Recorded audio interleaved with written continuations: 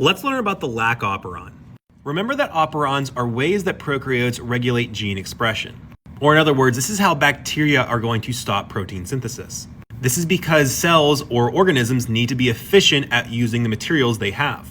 The Lac Operon refers to the regulation of the expression of the enzyme lactase.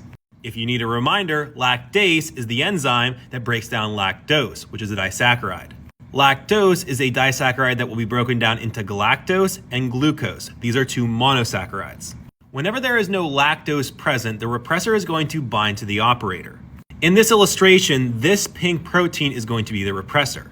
The repressor is made by the regulator gene. This repressor is going to bind to the operator when there's no lactose present in the cell. This is because there's no need to make lactase if there's no lactose around. Think of lactase as being the cafeteria workers at your school and lactose being the students. If the students aren't there for a day, let's say on a Saturday or Sunday, there's no reason for the cafeteria workers to come in. The cafeteria workers are only there on days the students are there because they need to make the food for the students. Whenever lactose is present, the lactose is going to bind to the repressor, changing its shape. And hopefully you recognize when you change shape, you change function. So when the lactose binds to the repressor and it changes shape, it's going to unbind from the operator. This is going to allow RNA polymerase to transcribe the genes to make lactase.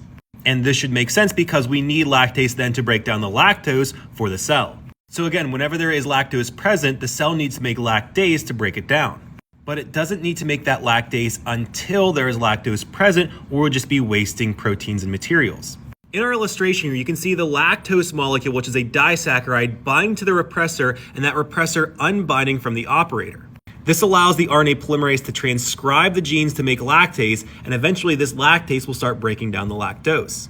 But again, the cell doesn't need to make this lactase to break down the lactose until there is lactose present.